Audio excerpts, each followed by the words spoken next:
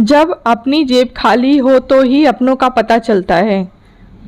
मेरी बात मानो विजेंद्र, अब छोटे बेटे रोहन को बाहर मत भेजना, इसको अपने पास ही रखना। पहले ही दोनों बच्चे बाहर सेट हैं, अब इसको भी भेज दोगे तो अकेले रह जाओगे। दुख तकलीफ में कोई भी अपने पास हो।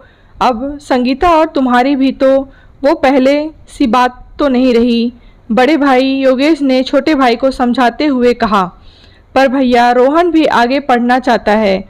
अब रिही और पंकज ने भी तो हायर स्टडी की है। मैं अपने लालच में बेटे की पढ़ाई में रुकावट तो नहीं बन सकता। भैया, तभी संगीता चाय लेकर आई और प्रमाण कर वो भी पास ही बैठ गई। भैया का आशय समझ बोली, भैया, जब दोनों बड़े बच्चों को हमने आगे पढ़ने की आज़ादी दी है तो छोटे के आगे बढ़ने से क्यों रोकें। जैसे उनको अपने सपने पूरे करने का हक है तो रोहन को भी तो है। अब हमने सब बच्चों को एक जैसी परवरिश दी है तो आगे बढ़ने के मौके भी एक जैसे देंगे। संगीता बिल्कुल ठीक कह रही है भैया, हम तीनों बच्चों में कोई भेदभाव ना ही करते हैं ना करेंगे। अरे, मेरे कहने का मतलब था कि इतनी मेहनत से तुम दोनों ने पाई पाई जोड़कर घर बनाया, फिर रिडी और पंकज की पढ़ाई पर लगा दिया। अब जो बच्चा खुचा है छोटे पर खर्च कर दोगे तो अपने पास क्या रहेगा। तुम्हारे बुढ़ापे में क्या करोगे। दोनों जब जेब खाली हो तो कोई पास नहीं फटकता।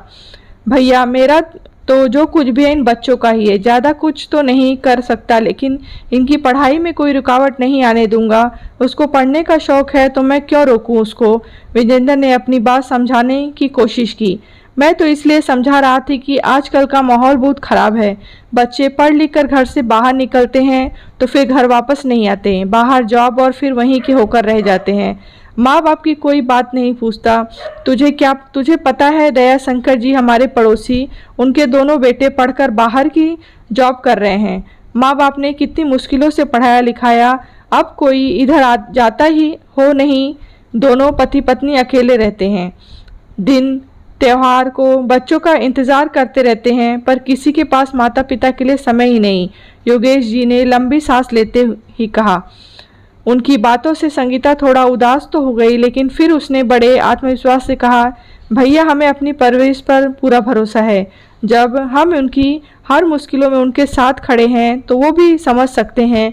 कुछ भी हो जाए, हम अपने रोहन को भी आगे पढ़ने से नहीं रोकेंगे। संगीता की बातों से साफ लग रहा था कि उस योगेश भैया की सलाह अच्छी नहीं लग रही थी। भैया, मैं आपकी बात से सहमत हूँ कि दया शंकर जी बच्चे अपने माता पिता का ध्यान नहीं रखते, लेकिन भैया, अपवाद तो हर जगह है। जरूरी नहीं कि सब बच्चे एक से हों। लेकिन रोहन के साथ में अन्याय बिल्कुल नहीं करूँगा, उसको आगे बढ़ने से बिल्कुल नहीं रोकूंगा। तभी संगीता बर्तन उठा किचन में चली गई तो उसने देखा रोहन उनकी सारी बातें सुन रहा था। माँ, ताऊजी ठीक कह रहे हैं, सारे बाहर चले गए तो आप दोनों का ध्यान कौन रखेगा। मैं इधर आपके पास ही रहकर कोई जॉब ढूंढ लूँगा, पर आप दोनों को अकेले नहीं रहने दूंगा। रोहन ने सोचते हुए कहा, तुम इतना क्यों सोच रहे हो। जरूरी है क्या इधर रहकर ही माता पिता की सेवा की जा सकती है। जहाँ आप लोग रहोगे वहीं हम साथ रहेंगे तो कोई दिक्कत ही नहीं आनी चाहिए। तुम परेशान मत होना, अपनी पढ़ाई की तरफ फोकस करो। संगीता ने उसको समझाकर अंदर भेज दिया। उसने सुना विजेंद्र कह रहे थे, भैया, आप शांति चाची के बेटे टोनी का हाल तो जानते ही हो। चाचा चाची ने बड़े दोनों बेटे को तो खूब पढ़ाया, लेकिन छोटे को कहा कि ये हमारी सेवा करेगा तो हमारे पास ही रहेगा।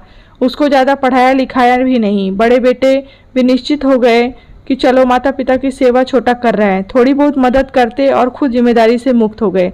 जितनी देर तक माता पिता जीवित थे तो बड़े भाई थोड़ी बहुत मदद कर देते थे, लेकिन माता पिता के स्वर्गवास होने पर दोनों में से कोई भी छोटे भाई टोनी की बात नहीं पूछता।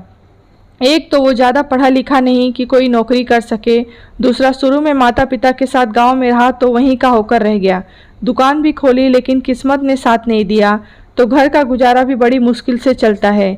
अगर बाबा चाची उसको भी पढ़ने लिखने के अवसर प्रदान करते तो हो सकता कि आज उसको इस तरह का जीवन व्यतीत नहीं करना पड़ता। वो भी अपने भाइयों की तरह किसी अच्छे ओहदे पर होता। पढ़ने में तो वो भी अपने भाइयों से कम नहीं था।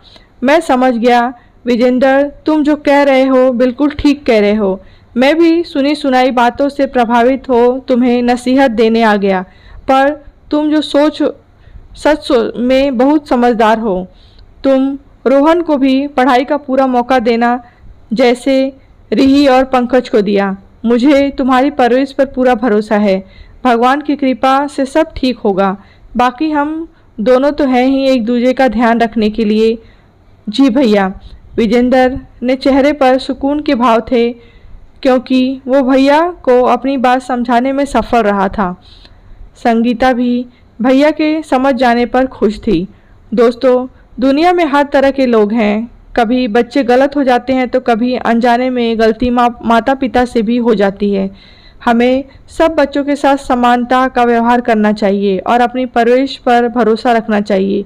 जब बचपन से आप अपने बच्चों के साथ दोस्त की तरह जुड़े रहोगे, उनको अच्छे संस्कार दोगे, तो यकीनन वो भी आपको उतना ही मान सम्मान देंगे। कहानी आपको कैसी लगी है कमेंट बॉक्स में बताएं। कहानी अच्छी लगे तो लाइक करें, शेयर करें।